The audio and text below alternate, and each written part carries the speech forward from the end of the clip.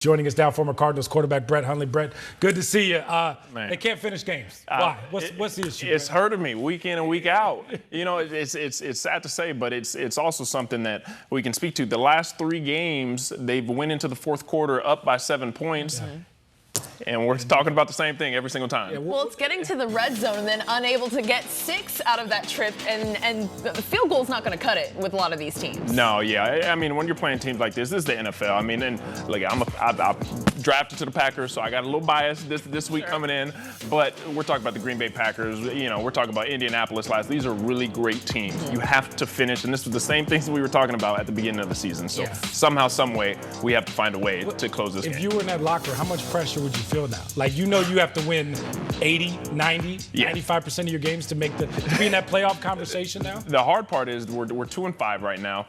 We're last in the division. Mm-hmm. The division is doing amazing. You got Seattle, everything else. They sort of got to pull UCLA right now, and hopefully go 3 wins in a row, 3, 4, 10 wins in a row. But we'll see. And it's not like we have an easy schedule going down the stretch. So these next couple games are really going to be a defining point of what we're going to do this year. We talked about it, Lita. This first stretch was supposed to be the easy favorable.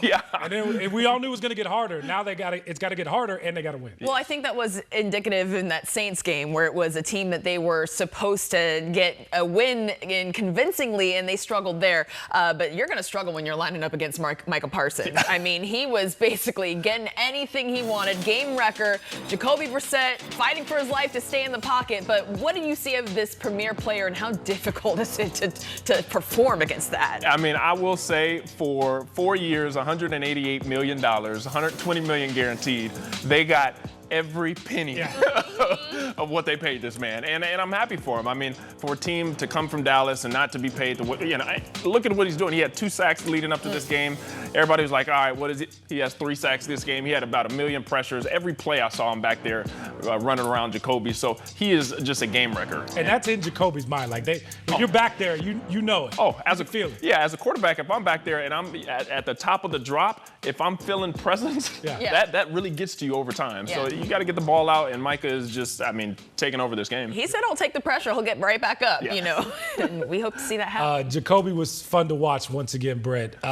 Tough as can be, hung in the pocket, I thought, really well. What did you see from Jacoby in his second start of the year? I love what I have seen from Jacoby. Speaking as a backup, to come in that position and to lead this offense the way that he's done. Last week versus Indianapolis, they tied for the season high, which is 27 points. Mm-hmm. They look good on offense. This week they come in and this wasn't a game where I'm like, man, I wish we could get things going. They were moving the ball consistently down the field, and we just had tough breaks. But I like this. He was taking everything the defense was giving him. He made some big plays, and I think he's doing a phenomenal job in this offense. Explosive have been hard for this offense to come by, and they've been able to produce a couple big-time plays and clutch moments and third-down conversions in these last 2 weeks. Just relentlessly throwing the ball down the field. It's amazing. It's not every throw's going to be perfect, right? But you got to keep throwing it down the field. Keep throwing it down the field, and he made some big-time throws all game long.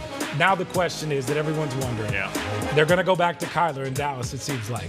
Would you go back to Kyler? I think because we paid Kyler, absolutely. The thing this is a business at the end of the day. So you look at production and what people are getting paid. So when you're looking at Jacoby coming in here for the past 2 games, putting up the numbers he has, you don't see a drop with him or Kyler right now. So then you got to start thinking, like, where's the value that we're getting? Kyler's been paid. He's our franchise quarterback. I still believe in him.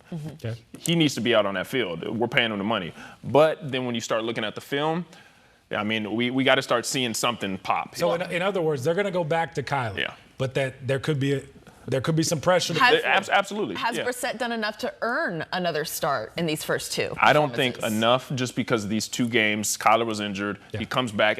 Regardless of the fact, Kyler needs to be out there. Jacoby did a great job these 2 games. If Kyler starts struggling, that is going to create a lot more pressure for Kyler that the fans, everybody's going to be like, all right, we want to see Jacoby. There we go. All right, we'll get you out here on this, Brett. This tush push on 4th and 1. JG said it looked a little awkward. What'd you see here? Did you like the call? Man, it looked like a long one, like 1.5. That's like a 1. Yeah, that's dang near a 2. Look, my biggest thing, we're not the Eagles. Like we're not the Eagles. Kelce is not there. Yeah, we're not. And if I'm calling a game, and I don't mind the play call. As an aggressive play caller, I'm calling to win the game. This call to me, that is a very long 1 yard. I'm calling, some type of trick run or, something different than this. I mean, you got to. I trust the O-line, but no, I'm not calling. They had it. Bam Knight pushing in the back. Like, get Kelvin Beachum, get an old lineman in there to push, or a defensive lineman. Real quick, should they keep the tush push? Ban it? Do you like it? Yes, no? I mean, it's one of those things. I say they keep it just because we're all complaining, but you got to stop it first. So that's where I'm at. Right. Brett Hundley here in studio, always bringing it.